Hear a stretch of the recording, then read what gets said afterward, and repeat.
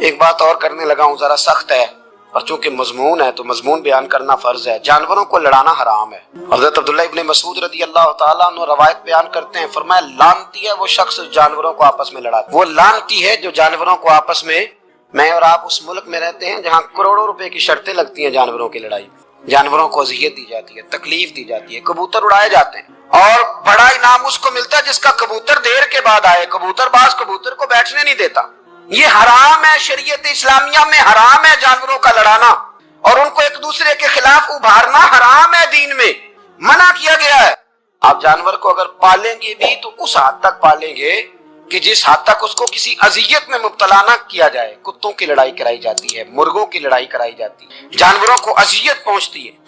بیلوں کی لڑائی ہوتی ہے، سینگ ٹوٹ جاتے ہیں، لہو اتنا بہتا ہے جانوروں کا کہ دیکھا نہیں جاتا، لیکن سامنے بیٹھنے والے تالیاں بجا رہے ہیں۔ یہ تو بڑے سخت دل لوگوں کے رویے کہ جانور کا خون بہ رہا ہے اور آپ تالیاں بجا رہے ہیں۔ مرغے بیچارے کی چونچ لہو لہان ہو گئی ہے، سامنے والے نے اتنا مارا ہے اور یہاں تالیاں بج رہی ہیں کہ میرا جیت گیا ہے، بجائے اس کے کہ اس کو پٹی کی جاتی، اس کو دیکھا جاتا۔ یہ تو سنگ دل لوگوں کا کام ہے۔ ہم تو رحمت للعالمین نبی کے غلام ہیں صلی اللہ علیہ وسلم۔ ہمارے دین نے تو ہمیں یہ مزاج ہی نہیں دیا۔ ہم نے تو پیار کرنا ہے، ہم نے تو محبت بانٹنی ہے، ہم نے تو خلوص پیدا کرنا ہے، ہم نے تو شفقت کرنی۔ جانور پر رحم کھایا جائے گا، اس کا خیال رکھا جائے گا۔ پھر آگے چلیے، میرے نبی پاک علیہ الصلوۃ والسلام نے جانور سے اس کے بچوں کو جدا کرنے سے منع فرمایا۔ جب تک بچے کو ماں کی ضرورت ہے اسے جدا نہیں کیا جائے گا، جب تک وہ دودھ پیتا ہے اسے جدا نہیں کیا جائے گا، جب تک چڑیا کا بچہ بھی چھوٹا ہے اور اس کی ماں اس کے لیے دانہ لے کے آتی ہے تو اسے ماں سے جدا نہیں کیا جائے گا، اس کی جذبات کا، احساسات کا خیال رکھا جائے گا۔ یہاں تو میرے دیہاتوں کے جو بڑے سمجھدار قسم کے، سمجھدار چودھری قسم کے لوگ ہیں، ان کا بھی جب بہو سے اختلاف ہوتا ہے تو کہتے ہیں اس کے بچے رکھ لو، یہ جب خود روئے گی تو لوٹ کے آ جائے گی۔ جس محبوب نے جانور سے اس کے بچے جدا کرنے سے منع کیا، ماں سے بچے جدا کر رہا ہے۔ اور سیانے لوگ اور کچھ میکے بھی ایسے ہیں، میکے بھی، وہ کہتے ہیں بیٹے تو آ جا اور بچے واپس کر دے، اس لیے کہ بھئی ہمارا نہیں ان سے نظام چلے گا، بچے ان کے ہیں تو ان کو دے۔ یا کتنا ظلم ہے۔ سیانا انسان ہو کے یہ بات کر رہا ہے، سمجھدار ہو کے، عقل مند ہو کے، ذی شعور ہو کے، دعویٰ ہے اس کی بزرگی کا۔ نبی رحمت علیہ السلام کی غلام حضرت ابو ہریرہ رضی اللہ تعالیٰ عنہ فرماتے ہیں، مشکات میں موجود ہے، فرمایا کہ چڑیا آئی اور آ کے میرے نبی کے کندھوں پہ بیٹھ گئی۔ جانے اس چڑیا نے کیا کہا کہ محبوب کی آنکھوں میں آنسو آ گئے، حضور روئے اور فٹافٹ حضور اٹھے، فرمایا کون اس کے بچے اٹھا کے لایا ہے؟ کس نے اس کے بچے اٹھائے؟ کون ہے؟ جلدی بتاؤ۔ تو حضرت ابو ہریرہ کہتے ہیں کہ صحابی ہے کہ یا رسول اللہ مجھے ذرا پسند آ گئے تھے تو میں اٹھا لایا ہوں۔ حضور نے فرمایا اسے واپس کر دے، ورنہ یہ میری بارگاہ میں شکایت کر رہی ہے تو قیامت میں بھی تیری شکایت کرے، اور جا وہیں رکھ کے آ جہاں سے تو اٹھا کر کے لایا تھا۔ میرے دوستو، دین اتنے اعلیٰ حقوق بیان کرے جانوروں کے اور انسان اس سے آگے بڑھ کے انسانوں کے ساتھ سلوک کرے۔ محمود غزنوی کا نام تو آپ حضرات نے سنا ہے۔ محمود غزنوی کے جو باپ تھے ان کا نام تھا سبکتگین۔ سبکتگین ایک آدمی کے غلام تھے، مزدوری کرتے تھے، کسی کے یہاں ملازم تھے، شکار کے بڑے شوقین تھے۔ فرماتے ہیں کہ میں تنخواہ تھوڑی کم لیتا تھا اپنے آقا سے اور اسے کہتا تھا کہ ہفتے میں ایک چھٹی مجھے ضرور دینی ہے، میں نے شکار کھیلنا۔ اور یہ بھی یاد رکھ لیں کہ شکار ضرورت کے لیے کھیلنا جائز ہے، شوق کے لیے کھیلنا جائز نہیں ہے۔ آپ شوق کے لیے جانور مار کے گھر آ گئے، شوق کے لیے جانور مارا اور گھر آ گئے۔ معاذ اللہ تعالیٰ ایسے بھی شہزادے ہیں سیاستدانوں کے، سیٹھوں کے، نوابوں کے، جو کہتے ہیں کہ ابھی وہ کوئی کھانے کے لیے تھوڑی شکار کر رہا ہے، وہ تو نشانہ پکا کر رہا ہے اپنا۔ معاذ اللہ نشانہ سمجھ کے جانور کو مارا جائے گا، اور یہاں تک باتیں سننے میں ملتی ہیں کہ جانور باندھا جاتا ہے، اس پہ نشانہ کیا جاتا ہے۔ رسول پاک علیہ السلام نے لعنت فرمائی ایسے شخص پر جو بندھے جانور پر نشانہ لگاتا ہے۔ یہ ہمارے شوق ہیں، یہ بڑائی کی علامت ہے۔ چار پیسے آئے ہیں تو لوگوں نے یہ شوق پال لیے اور بے دریغ جانوروں پر لوگ بندوقیں اٹھائے گھومتے ہیں۔ سنو، سبکتگین کہتے ہیں میں شکار کا شوقین تھا لیکن ضرورت کے لیے شکار کرتا تھا، ہفتے میں شکار مار کے لاتا تھا، پھر پورا ہفتہ ہمارے گھر والے اسی کو کھایا کرتے تھے۔ فرماتے ہیں کہ میں تنخواہ تھوڑی لیتا تھا اپنے آقا سے، محمود غزنوی کے والد سبکتگین، کہ میں بھائی ہفتے میں ایک دن شکار کرنے جاؤں گا۔ کہتے ایک دن میں جنگل میں شکار کرنے گیا تو کچھ جانور کم نظر آئے، صبح سے لے کر میں گھومنے لگا، عصر کا وقت ہو گیا، کوئی شکار نہ ملا۔ اب میرے دل کے اندر یہ ڈر تھا کہ اگر مغرب مجھے یہی ہو گئی تو مجھے کوئی درندہ، کوئی جانور پریشان کرے گا۔ اسی پریشانی کے عالم میں دائیں بائیں دیکھ رہا تھا کہ ہرنی کا ایک بچہ مجھے نظر آیا۔ میں نے جھٹ سے وہ ہرنی کا بچہ ہی اٹھا لیا کہ آج یہی شکار کروں گا۔ کہتے ہیں میں نے اسے گھوڑے کے آگے رکھا، اپنے آگے گردن کی جانب، اور میں نے گھوڑے کی لگامیں اس تیزی سے گھمائی کہ سر پٹ گھوڑا دوڑایا تاکہ مغرب سے قبل میں शहर में पहुंच जाऊं, ये जंगल का इलाका गुजर जाए। कहते हैं मैं बड़ी गर्मी थी, बड़ी प्यास लगी, पर पानी ना पिया ना घोड़े को पिलाया, सर पर दौड़ाया इस डर से कि कहीं ऐसा ना हो कि मैं जंगल में मुझे शाम हो जाए। कहते हैं जब मैं शहर से बाहर पहुंच गया तो मगरिब का वक्त भी शुरू हो गया। कहते हैं अभी मैं पहुंचा ही था, मैंने वहां घोड़े को रोका, खुद भी पानी पिया, जानवर को भी पिलाया। कहते हैं जरा मैंने आंख उठा के देखा तो जिस हरनी का मैं बच्चा लाया था वो भी दौड़ती हुई मेरे पीछे आ गई। कहते हैं वो पीछे मेरे खड़ी है, पता नहीं कहां से बेचारी दौड़ी, मेरा तो घोड़ा था और मैंने तो सांस भी नहीं लिया। 1.5 घंटा 2 घंटे मैं भगाता लाया इस जल्दी में के बाहर आना है। कहते हैं पलट के देखा तो उसकी सांस फूली हुई हरनी की और ललचाई नजरों से मुझे देख रही है। दिल के एक कोने से आवाज आई कि आज तो 2 शिकार हो गए। बच्चा तो पकड़ा, इसकी माँ को भी काबू करता हूँ ताकि डबल शिकार हाथ आएगा। कहते हैं फिर अंदर से मेरा दर्द बोला, अंदर से मेरा रहम बोला कि एक माँ अपना बच्चा लेने आई है और इस तरह तो उसे तकलीफ नहीं दी जा सकती कि उसे ब्लैकमेल करके माँ को भी रख लिया जाए। कहते हैं जब मैंने उस हरनी की तरफ देखा तो उसकी नजरों में सवाल था, उसकी नजरों के अंदर सवाल था, कुछ मांग रही थी। कहते मैंने उस बच्चे की पुश्त पर हाथ फेरा, फिर मैंने बच्चा छोड़ दिया। कहते उसने पहले बच्चे को बाजुओं में लिया, फिर अपनी जुबान से अपना बच्चा चाटने लगी। कहते हैं फिर वो जब जंगल की तरफ जाने लगी तो एक दफा उसने मेरी तरफ देखा, दूसरी दफा उसने आसमान की तरफ देखा। जिंदगी में मुझे इतना सुकून कभी नहीं आया था जितना आज आया। कहते मैं घर गया, इशा की नमाज पढ़ी, बावुजू मैं बिस्तर पे लेट गया। लोगों मेरे नसीब देखो, मुझे मदीने वाले महबूब का दीदार नसीब हुआ। रसूल करीम अलैहिस्सलाम मेरी ख्वाब में आए, मैं रोने लगा, घर महक उठा, फूल खिलने लगे, खुशबुएं बिखरने लगी। कहते महबूब करीम तशरीफ लाए और क्या खूबसूरत जुमला है। महबूब फरमाने लगे ओ सुबकुतगीन, अगर तुझे बादशाह बना दिया जाए तो इंसानों के साथ भी इसी तरह रहम करेगा ना जिस तरह आज हरनी के साथ किया है। अगर तुझे बादशाह बनाया जाए तो रवैया यही रखेगा या बदल जाएगा। कहता मैं रो पड़ा, मैंने कहा यार सुल्ला मैं तो गुलाम बनने के भी काबिल नहीं तो बादशाह कैसे बनूंगा।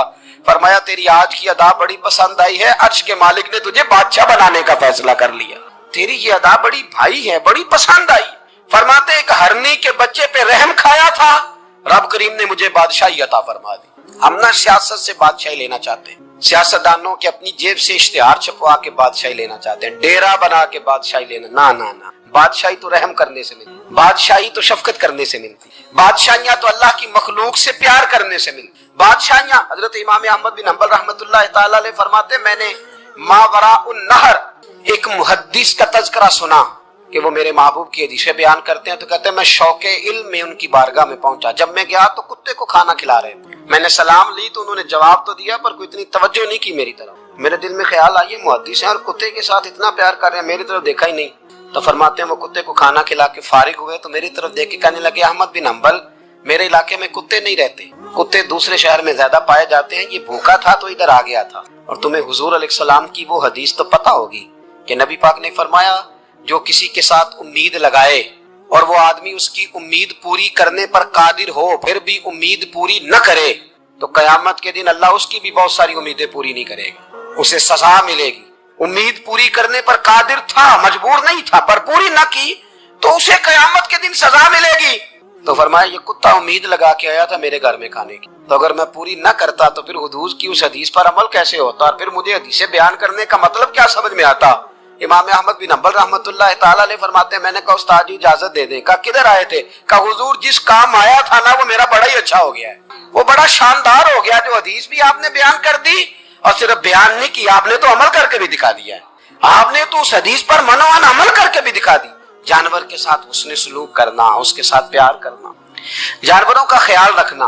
कुछ जानवर मूजी होते हैं, शरीयत ने उन्हें मारने की इजाजत दे दी है। जो जानवर तकलीफ देता है, अजियत देता है, उसे मारा जा सकता है, उसको हटाया जा सकता है।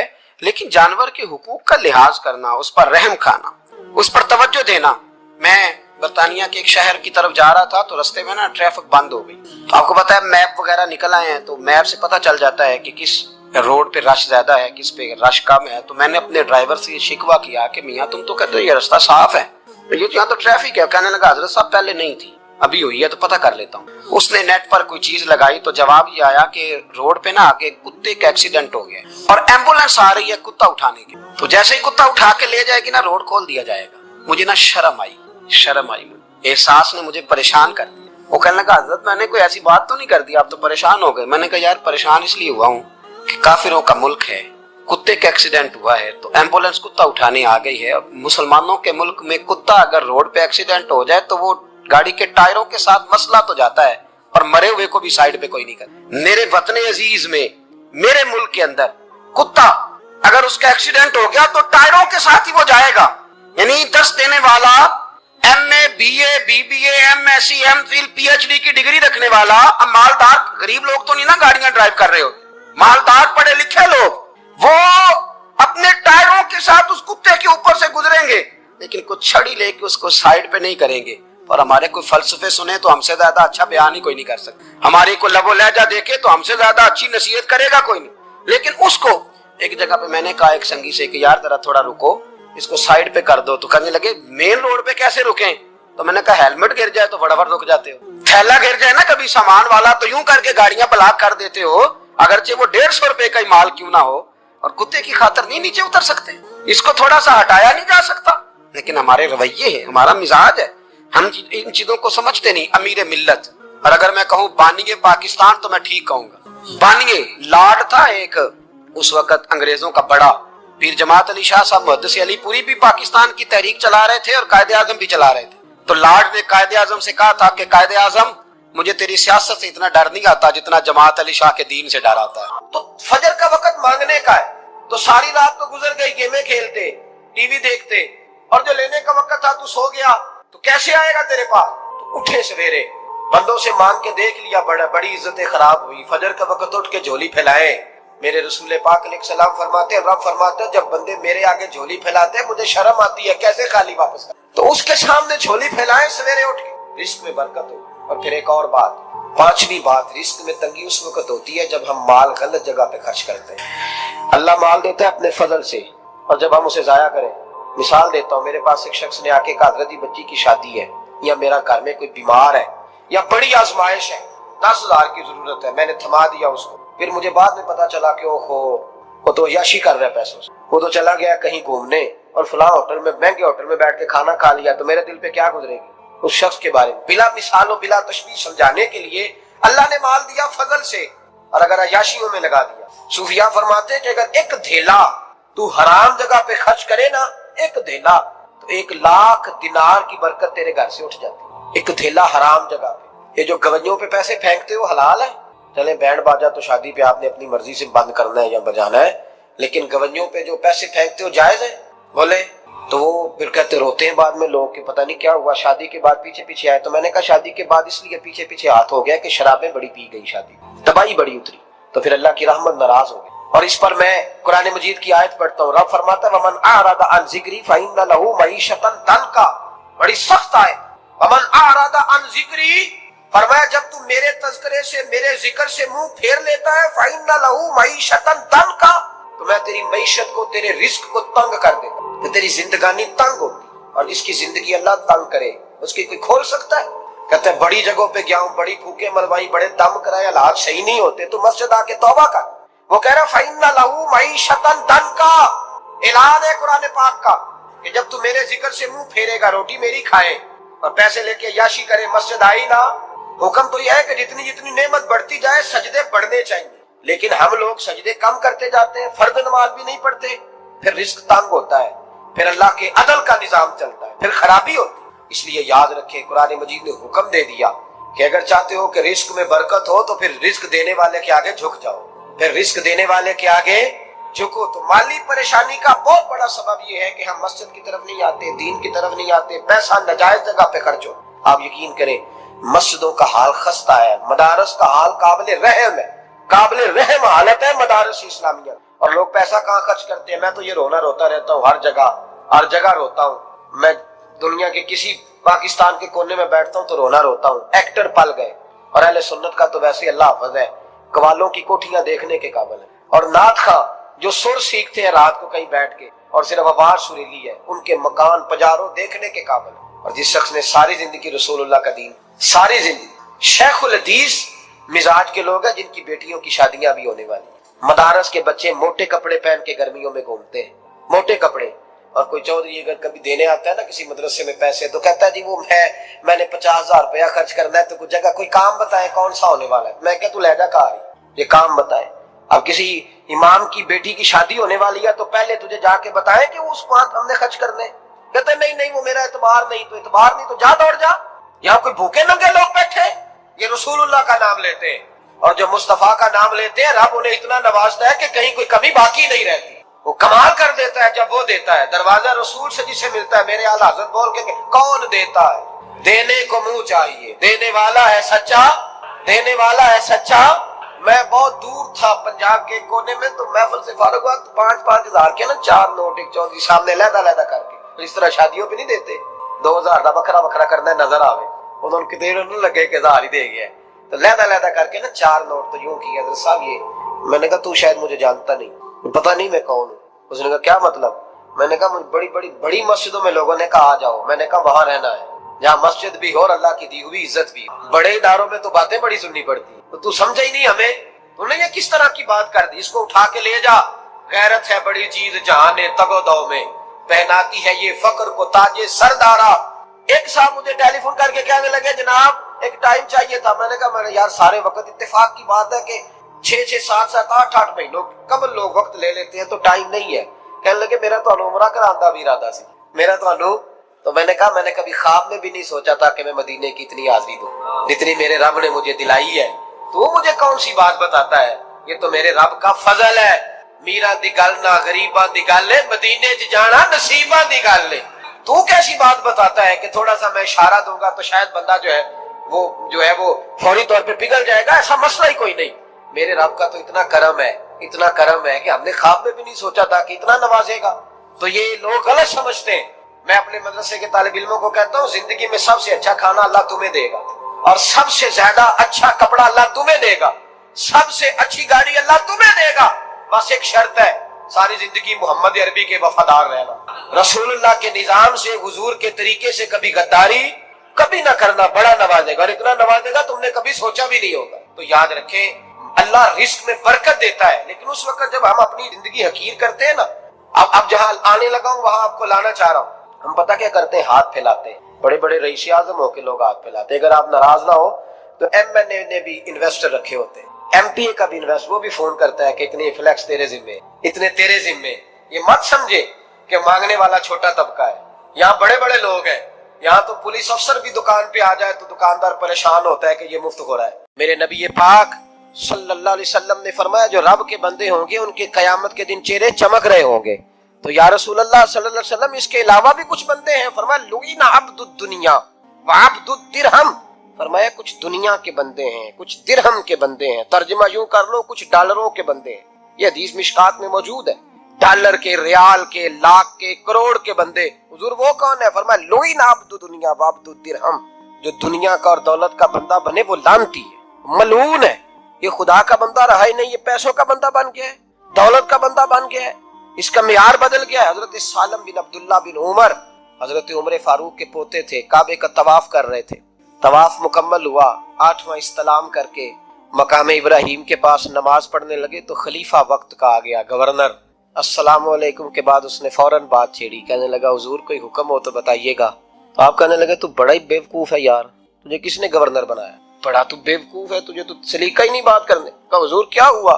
فرمانے لگے خدا کے گھر میں آ کے اور کعبے کے سامنے کھڑے ہو کے میں بندوں سے سوال کروں، یہاں کے بھی بندوں سے مانگوں، تو بڑا ہی بیوقوف ہے.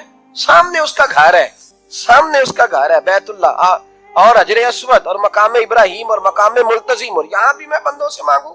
کہتا ہے مجھے بھی کبھی کسی نے ڈانٹا نہیں تھا، میرے بھی پیروں تک پسینہ نکل گیا. تو میں مسجد الحرام سے باہر نکل کے، یوں سمجھ لیں کہ جب لوگ باب عبدالعزیز سے یا باب فہد سے باہر آ جاتے ہیں، کہتے ہیں باہر نکل کے نا میں کھڑا ہو گیا. میں نے کہا چلو فارغ ہو کے آتے ہیں تو بات کرتا ہوں. حضرت فارغ ہو کے آئے تو میں نے کہا حضور اب تو بیت اللہ سامنے نہیں، اب بھی کوئی سوال کرے. تو فرمانے لگے اچھا ضروری ہے؟ کہا حضور ضروری ہے. تو فرمانے لگے چل پہلے بتا تجھ سے دین مانگوں کہ دنیا مانگوں، بول. تو کہنے لگا حضور میرے پاس تو دنیا ہی ہے، دین تو آپ کے پاس ہے. جب یہ جواب دیا تو حضرت سالم چلنے لگے اور چلتے چلتے فرمانے لگے جا اپنا کام کر، دنیا تو میں نے اس سے کبھی نہیں مانگی جس نے دنیا بنائی ہے. میں نے اس سے نہیں کبھی مانگی تو تو کیا حیثیت رکھتا ہے؟ میں نے تو اس سے بھی جب بھی مانگا ہے یا اس کا قرب مانگا ہے یا اس کے رسول کی غلامی مانگی ہے، تو اس سے نہیں مانگتا جس نے بنائی ہے، تو کیا دے سکتا ہے؟ تیری کیا حیثیت ہے؟ تو بھائی ان لوگوں نے قریب پھٹکنے نہیں دیا، ان کے قریب یہ چیز آئی نہیں، بے نیاز لوگ تھے، توجہ ہی نہیں تھی۔ حضرت محبوب سبحانی غوث اعظم شیخ عبد القادر جیلانی رضی اللہ تعالی، آپ ایک کاروبار بھی کرتے تھے، تو آپ کا کچھ مال آ رہا تھا جہاز کے ذریعے۔ ایک بندے نے خبر دی کان میں، حضور جہاز ڈوب گیا، فرمانے لگے الحمدللہ الحمدللہ۔ ڈوب گیا جناب، یہاں جہاز ڈوب جائے تو بندہ بھی ڈوب جاتا ہے۔ کہتے ہیں صاحب انتقال کر گئے، 10 لاکھ کا نقصان ہو گیا، مال ڈوب گیا پورا جہاز ہی۔ فرمایا الحمدللہ، اور تم نے جلدی کی خبر دینے میں سبق پڑھا رہا تھا، کیوں مجھے دخل اندازی دی تم نے میرے کام میں، کیوں دخل اندازی کی؟ سب الحمدللہ۔ تھوڑی دیر کے بعد اس نے پھر کان میں کہا حضور وہ غلط خبر تھی، جہاز بچ گیا۔ فرمانے لگے الحمدللہ۔ پھر شاگردوں سے کہنے لگے میرا چہرہ دیکھ رہے تھے پہلی خبر کے بعد بھی، اس خبر کے بعد بھی؟ کہا حضور دیکھ رہے تھے۔ فرمایا کوئی تبدیلی تو نہیں آئی؟ کہا حضور نہیں۔ فرمانے لگے شکر الحمدللہ، رب نے میرا دل دولت سے نہیں جوڑا، اپنی ذات کے ساتھ جوڑ کے رکھا ہوا ہے، تبدیلی تو نہیں آئی۔ یہاں تو ٹینشن ہی ٹینشن ہے، ڈپریشن ہی ڈپریشن۔ اور بات کس کی ٹینشن ہے؟ پیسے کوئی نہیں، دولت کوئی نہیں، کوئی چکر چل جائے نا کبھی، اس سے بھی کبھی پوچھ جس کے پاس ہے وہ تجھ سے زیادہ غریب ہے، اس سے کبھی پوچھ وہ تجھ سے زیادہ آزمائش میں ہے۔ غریب شہر تو فاقوں سے مر گیا، لیکن امیر شہر نے ہیرے سے خودکشی کر لی، اس کو بھی تو پوچھ اس کا کیا حال ہے۔ دانش منداں دا کم نہیں، دل دنیا نہ لانا، اس ووٹی کئی خامد کی تے جو کیتا سو کھانا۔ یہ تو کام ہے اس کا، بڑے آئے بڑے چلے گئے، بڑے آئے بڑے نکل گئے، توجہ ہی نہیں، مزاج ہی نہیں۔ حضرت مولا علی شیر خدا، علی المرتضی، امام الاولیاء، صاحب صدق و صفا، داماد مصطفیٰ صلی اللہ علیہ وسلم، اسد اللہ، حضرت علی شیر خدا رضی اللہ تعالیٰ عنہ کوفے کے چوک میں کھڑے تھے تو کہہ رہے تھے یار میری نہ طامت پرانی ہو گئی ہے، یہ میں نے زرہ بیچنی ہے، کوئی بندہ مجھ سے خرید لو تاکہ میں نئی طامت لے لوں۔ تو ایک بندہ کان میں کہنے لگا حضور طامت کے پیسے بھی نہیں۔ فرمانے لگے پیسوں کو چھوڑ، علی کا سینہ دیکھ، اللہ نے ایمان کی دولت سے بھرا ہوا ہے۔ پیسے اہمیت نہیں رکھتے، ان کی وہ اہمیت نہیں جو دنیا نے بنا لی۔ فرمایا ضرورت نہیں تھی، اب ذرا احساس ہوا ہے کہ زیادہ ہی پھٹ گیا ہے، پردہ نہیں صحیح طرح پورا کرتا، تو میں نے کہا چلو زرہ بیچ کے نیا لے لے۔ ضرورت نہیں، مزاج نہیں، طبیعت نہیں، انہوں نے ماحول نہیں بنایا۔ ہمارے تو حد ہو گئی، اتنا بری حالت ہے کہ ناقابل برداشت۔ حضرت عمر فاروق رضی اللہ تعالیٰ عنہ صحابہ نے مسجد نبوی میں بیٹھ کے میٹنگ کی۔ عمر کی تنخواہ بڑی تھوڑی ہے مال غنیمت میں سے، اب تو عمر کے پوتے بھی ہیں، نواسے بھی ہیں، رشتہ داریاں بھی ہیں، تعلق بڑھ گئے ہیں، اور عمر فاروق بوڑھے بھی ہو گئے۔ میٹنگ ہوئی مسجد میں، اس طرح کریں کہ عمر کا کچھ تھوڑا سا نا مشاعرہ، کچھ تنخواہ، کچھ خدمت، کچھ وظیفہ بڑھا دے۔ بات طے ہو گئی، جب مکمل ہو گئی تو کہنے لگے یہ بتاؤ شہر سے بات کس نے کرنی ہے؟ ادھر جائے گا کون؟ پہلے اس کا نام تو بتاؤ، وہاں جائے گا کون؟ تو انہوں نے کہا یہ تو ہم نے سوچا ہی نہیں، بات تو بڑی تگڑی ہے، عمر سے کون بات کرے گا؟ یہاں جتنا مرضی تگڑا پیر ہو، آپ نذرانہ لے کے جائیں، مسئلہ ہی کوئی نہیں۔ کبھی کسی کو کہنا پڑا ہے؟ تو کہتے ہیں جناب کون بات کرے گا؟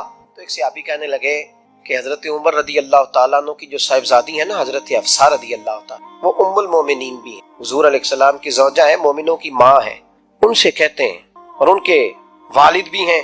تو حضرت حفصہ سے کہا تو جناب حفصہ چل کے گئیں حضرت عمر کے پاس، جا کے کہا ابا جی ایک بات کرنی تھی۔ انہوں نے کہا بیٹے کرو، تو ان کو بھی پتا تھا نا جاہو جلال کا۔ کہنے لگے ابا جی مسجد نبوی میں صحابہ کی میٹنگ ہوئی ہے، ایک ہی محلے میں ایک ہی شہر میں لوگ رہتے ہیں تو ایک دوسروں کی خرچوں کا ضروریات کا پتہ ہے۔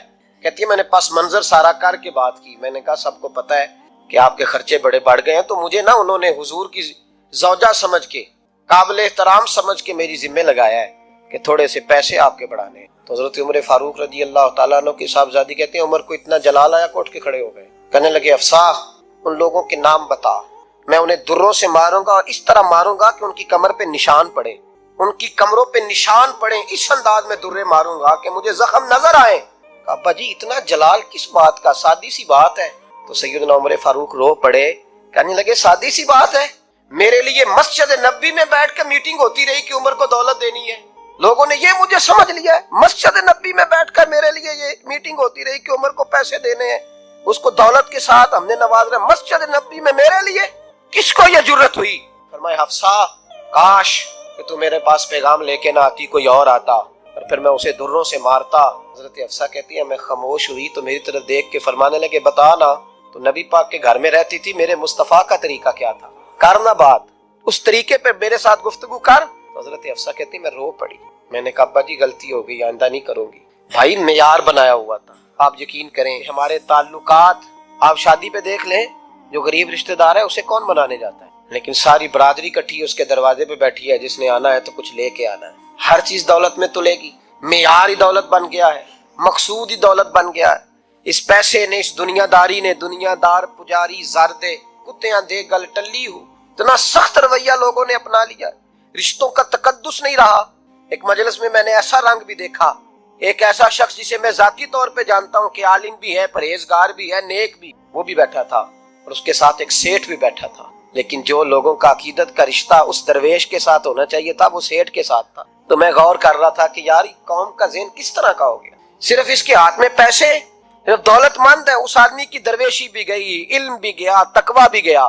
صرف پیسے ہیں، نہیں ہے اس کے پاس تو وہ کونے میں لگا ہوا ہے اور اس سے لوگ بچ بچ کے سلام. اور میں کہا کرتا ہوں عقیدت کا پتہ چلتا ہی تب ہے جب اجتماع ہوتا ہے. اکیلے درویش بیٹھے ہیں تو سب جھک کے سلام لیتے ہیں، اور جب وہ 2 MNA کے بیچ، 3 MPA کے بیچ، 5-7 سیٹھوں کے بیچ بیٹھے گا پھر تیری عقیدت کا پتہ چلے. پھر پتہ چلے گا تیرا اللہ کے بندے سے رشتہ کس طرح کا ہے اور دولت کے بندے کے ساتھ رشتہ کس طرح. ہمارے رویوں کے اندر یہ فرق ہے کہ ہم اس وقت آدمی کو تولتے ہیں کہ اس کے پاس دولت کس طرح کی ہے. وقت کے امیر تھے حضرت عمر بن عبدالعزیز. توجہ ہے میری بات پر؟ حضرت عمر بن عبدالعزیز بادشاہ تھے. اب ہم لوگوں نے بھی بچوں کا بہانہ لگایا ہوا ہے نا، بس جی وہ میں چاہتا ہوں بچوں کا کچھ بن جائے. تو بچے بالغ ہو گئے تو کرا نہ رجسٹریاں ان کے نام، فارغ ہو جاؤ، آ جاؤ مسجد میں چھوڑو. لیکن پھر بھی کنجیاں دینے کو دل نہیں کرتا. پھر بھی بابا جی کی پیالیوں سے مرنے کے بعد پیسے نکلتے ہیں. پھر بھی ان کے تکیے کے بیچ سے بھی کچھ وہ نوٹ نکل آتے ہیں جو اب چلتے بھی نہیں. گزر گیا زمانہ، جو لگتے ہی نہیں. بزرگ ناراض نہ ہو جائیں، لیکن جو بات کر رہا ہوں بہرحال اس کے پیچھے کچھ پس منظر ہے. یہ بھی بہانہ ہے. بینک بیلنس اپنے نام، زمین جائیداد ساری اپنے نام، اور کمائی کس کے لیے کر رہے ہیں؟ بچوں کے لیے. نام کس کا لے رہا ہے؟ بچوں کا. یہ کس طرح کا بچوں؟ بہانہ نہ لگاؤ، صاف کہو کہ اپنے لیے کما رہا ہوں. صاف کہو. کیوں بچوں کا نام لیتے ہو جب ہر چیز کی کنجی تو رکھی ہوئی ہے باندھ کے اپنے ساتھ؟ حضرت عمر بن عبدالعزیز بادشاہ تھے. آواز دی، گھر میں بیٹھے، بیٹی پانی کا پیالہ تو لاؤ. بیٹی خاموش ہو. ساتھ والا کمرہ بیٹی کا. پھر آواز دی، بیٹے سن رہی ہو؟ ابا جی سن رہی ہوں. پانی کا پیالہ دینا. بیٹی خاموش ہو گئی. تیسری آواز دی تو زوجہ پانی لے کے آ گئی. میں کہا حضور پانی. حضرت عمر بن عبدالعزیز کو غصہ آیا، کہنے لگے بچے کس لیے ہیں؟ وہ خود کیوں نہیں آئی؟ اب اتنی نافرمان ہو گئی ہے کہ ایک پیالہ پانی کا باپ کو نہیں دے سکتی، کیوں نہیں آئی؟ تو زوجہ کہنے لگی چلیں درگزر کریں. اس نے کہا ابا کو نہیں بتانا، پی لے. کیوں نہیں بتانا؟ بتاؤ کیوں نہیں آئی؟ میں نے اس کو پکارا تھا، تمہیں پکارتا تو تم آتی، تمہیں بتانا پڑے گا.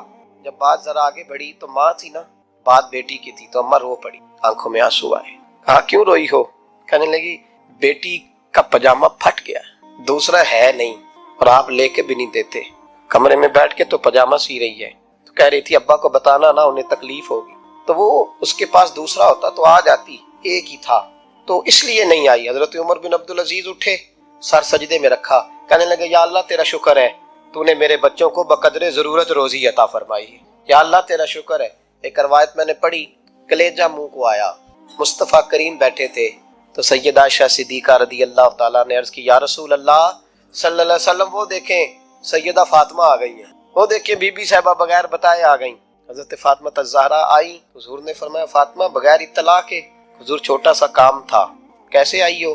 تو بی بی صاحبہ نے نا، عورتوں کا پلو ہوتا ہے نا چادر کا، پلو کھولا تو ایک روٹی بندھی ہوئی، ایک روٹی چادر میں. یہاں لوگ زیور باندھتے ہیں، دولت باندھتے ہیں. ایک روٹی حضرت فاطمہ نے پلو میں باندھی، کھول کے پیش کی. کہ بیٹے یہ کیا ہے؟ کہ ابا جی کئی دنوں سے گھر میں روٹی نہیں پکی تھی، آج علی کچھ جون لائے تھے، پیسے ہیں، چند روٹیاں بنی ہیں، تو بچوں نے تو کھا لیا، تو میرے سامنے بھی ایک روٹی آئی تھی، میں نے لقمہ توڑا ہے تو مجھے خیال آیا پتہ نہیں مصطفیٰ نے کھایا ہے کہ نہیں کھایا، پتہ نہیں حضور نے روٹی کھائی ہے کہ نہیں، میں لے کے حاضر ہو گئی ہوں، مہربانی فرمائیں. فرمایا بیٹے بیٹھ جا. حضرت فاطمہ بھی بیٹھ گئی. سیدہ عائشہ کہتی ہیں حضور بھی بیٹھ گئے. فرمایا فاطمہ کتنے دنوں سے نہیں کھایا؟ عرض کی حضور 3 دن سے. فرمایا بیٹے میں نے 5 دن سے نہیں کھایا. آ جا. دونوں باپ بیٹی مل کے کھاتے ہیں. روٹی 2 حصوں میں حضور نے بانٹی. فرمایا چلا دی تو کھا، آدھی میں کھاتا ہوں. حضرت فاطمہ نے لقمہ توڑ کے منہ میں رکھا تو رو پڑی. حضور 5 دن سے نہیں کھائی. اور میں بیٹے چپ کر، ہمارا دنیا سے کیا تعلق، ایک پل رہ گیا ہے، بس اللہ پھر جنت کی ساری نعمتیں عطا فرمائے. رونے والی بات ہی نہیں ہے اس میں. بس ہمارا کیا تعلق، ایک پل ہے، پھر مالک بڑا کچھ عطا کرے گا۔ او بھائی، جو کائنات کے مالک و مختار تھے، جو ابرو کا اشارہ کرے تو حضرت جبریل جنت کی نعمتیں لے کے آ جائیں، انہوں نے تو دنیا کی جانب توجہ ہی نہیں کی، ان کا تو خیال ہی نہیں آیا، دنیا ہی دنیا، دولت ہی دولت، ہر آدمی دولت کے ترازو میں تلنے لگا ہے۔ اب تو کلیجہ پھٹتا ہے، اب تو لوگ پوچھتے ہیں، اور میں کبھی کبھی بڑا مجبور ہوتا ہوں، آزمائش میں آ جاتا ہوں۔ لوگ کہتے ہیں جناب آپ سے کچھ قرآن کی آیات سننی ہے، آپ کتنے پیسے لیں گے؟ کچھ حدیثیں سننی ہے، کیا اس کا معاوضہ ہوگا؟ آپ سے اس نبی کا نام سننا ہے جس کا آپ کھاتے ہیں، جس کے نام پر آپ نے عزتیں لی ہیں، ان کا نام سننا ہے، آپ کا ریٹ کتنا، آپ کتنے میں بیچیں گے؟ وہ نعت جو غذا ہے وہ کتنے میں بکے گی؟ جب دنیا داری کا یہ اشر ہو جائے کہ وہ رسول اگر ان کا نام نہ رہے تو ہماری سانسیں ہی نہ چلے، ان کا نام بھی جب اس طرح کمرشل کر کے لیا جائے اور اس طرح وہ چیزیں بھی ریٹ میں آ جائیں، تو بھائی اس سے بڑی اور دنیا داری کیا ہوگی؟ میرے رسول کریم سید عالم نور مجسم صلی اللہ علیہ وسلم نے اس دنیا کو محبوب نہیں رکھا، قاری نہیں بنایا، ماحول ہی نہیں بنایا۔ حضرت عیسیٰ علیہ السلام کی 450 سال عمر، کتنی؟ 4.5 نہیں، میں نے کہا 450 سال، عیسیٰ نے شادی نہیں، گاڑی نہیں بنایا، ایک پیالہ ہوتا تھا پانی پینے کا، ایک تکیہ ہوتا تھا۔ ایک دن ایک بندے کو دیکھا کہ وہ بازو کا تکیہ بنا کے سو رہا ہے، تو حضرت عیسیٰ نے وہ تکیہ بھی خیرات کر دیا، کہنے لگے اس کے بغیر بھی کام چل جائے گا۔